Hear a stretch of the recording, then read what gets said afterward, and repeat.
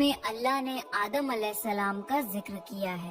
جب اللہ نے انسان کی مخلوق کو پیدا کرنے کا ارادہ کیا تو اللہ نے فرشتوں سے فرمایا میں زمین میں اپنا ایک خلیفہ بنانے والا ہوں۔ فرشتوں کو لگا کہ شاید ان کی عبادت میں کوئی کمی رہ گئی ہے، اس لیے اللہ نے نئی مخلوق بنانے کا ارادہ کیا ہے۔ فرشتوں نے جنوں جیسی دوسری مخلوق بھی دیکھی تھی جو زیادہ عقل نہیں رکھتے تھے اور خون ریزی کرتے تھے۔ فرشتوں نے اللہ سے کہا اے اللہ، ہم تیری تسبیح، حمد اور پاکی بیان کرتے ہیں، کیا تو ایسی مخلوق پیدا کرے گا جو زمین میں فساد کرے گی اور خون خرابہ کرے گی؟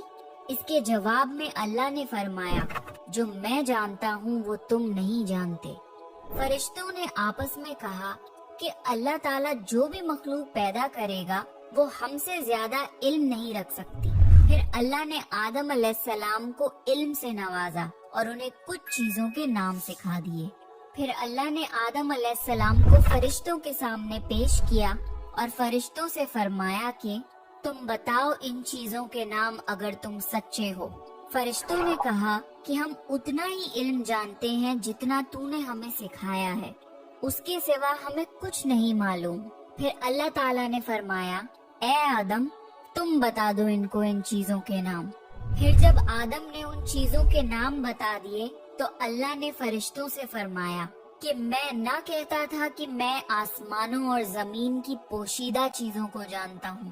پھر اللہ نے فرشتوں سے فرمایا کہ تم آدم کو سجدہ کرو، تو وہ سب سجدے میں گر پڑے مگر شیطان نے سجدہ نہیں کیا۔ اللہ نے فرمایا کہ اے ابلیس، تجھے کیا ہوا کہ تو سجدہ کرنے والوں کے ساتھ شریک نہ ہوا؟ شیطان نے تکبر میں کہا کہ میں ایسا نہیں ہوں کہ انسان کو سجدہ کروں جسے تو نے کھنکھناتے ہوئے سڑے ہوئے گارے کی مٹی سے بنایا ہے۔ میں اس سے بہتر ہوں، تو نے مجھے آگ سے پیدا کیا اور اسے مٹی سے پیدا کیا ہے۔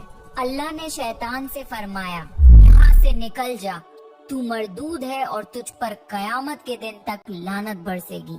شیطان نے کہا مجھے قیامت تک مہلت دے۔ اللہ نے فرمایا کہ تجھ کو مہلت ہے۔ شیطان نے اللہ سے کہا کہ تو نے مجھے گمراہ کیا ہے، میں قسم کھاتا ہوں کہ میں انسان کی سیدھی راہ پر بیٹھوں گا، پھر میں ان پر حملہ کروں گا، ان کے آگے سے بھی، پیچھے سے بھی، دائیں سے بھی اور بائیں سے بھی، اور ان میں سے اکثر کو تو شکر گزار نہیں پائے گا۔ اللہ نے فرمایا تو یہاں سے نکل جا ذلیل و خوار، جو ان میں سے تیرا کہنا مانے گا تو میں ضرور تم سب سے جہنم کو بھر دوں گا، بے شک میرے خاص بندوں پر تیرا ذرا قابو نہیں چلے گا۔ جنت کی ساری نعمتوں کے باوجود آدم علیہ السلام جنت میں اکیلا محسوس کرتے تھے۔ پھر اللہ نے حوا علیہ السلام کو بنایا تاکہ آدم علیہ السلام ان سے سکون پا سکیں۔ اللہ نے فرمایا اے آدم، تم اور تمہاری بیوی جنت میں رہو، پھر جس جگہ سے چاہو تم دونوں کھاؤ، لیکن اس درخت کے پاس مت جانا ورنہ تم ظالموں میں سے ہو جاؤ گے۔ پھر شیطان نے ان دونوں کے دل میں وسوسہ ڈالا اور کہنے لگا تمہارے رب نے تم دونوں کو اس درخت سے اس لیے منع کیا تھا کہ تم کہیں فرشتے نہ بن جاؤ یا کہیں ہمیشہ زندہ رہنے والوں میں نہ ہو جاؤ۔ اور شیطان نے قسمیں تک کھا لی کہ وہ ان کا خیر خواہ ہے، پس مردود نے دھوکہ دے کر ان کو درخت کی طرف کھینچ ہی لیا۔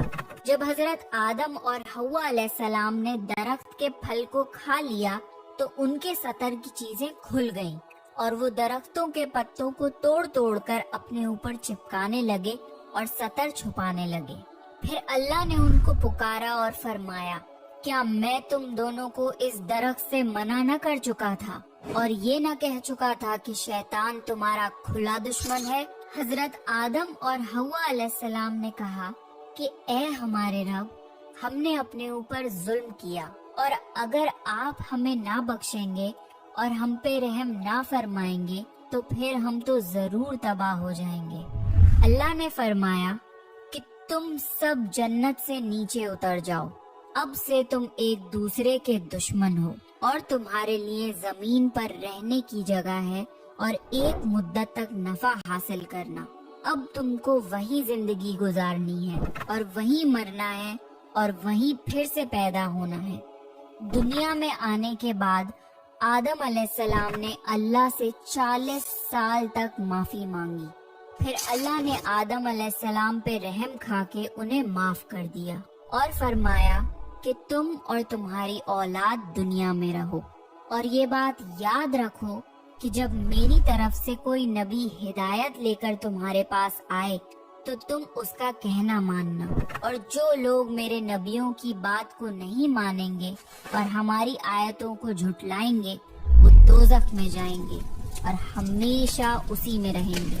پھر حضرت آدم اور حوا علیہ السلام دنیا میں رہنے لگے، انہی سے انسانوں کی نسل شروع ہوئی۔ آدم علیہ السلام تقریباً 900 سال زندہ رہ کر وفات پا گئے۔ قرآن کے اس واقعے سے ہمیں یہ ہدایت ملتی ہے کہ جب شیطان نے غلطی کی تو اس نے معافی مانگنے کی بجائے تکبر کیا اور اللہ کو ہی اپنی گمراہی کا الزام دیا، پر جب آدم علیہ السلام سے غلطی ہوئی تو انہوں نے اپنی غلطی مانی اور فوراً توبہ کری، اور تب تک معافی مانگتے رہے جب تک اللہ کو راضی نہ کر لیا۔ آدم علیہ السلام کی سنت یہ ہے کہ جب انسان سے غلطی ہو جائے تو وہ اللہ سے اپنے گناہوں کی معافی مانگے اور اپنے رب کو منا لے۔ بے شک اللہ بہت معاف کرنے والا، بڑا مہربان۔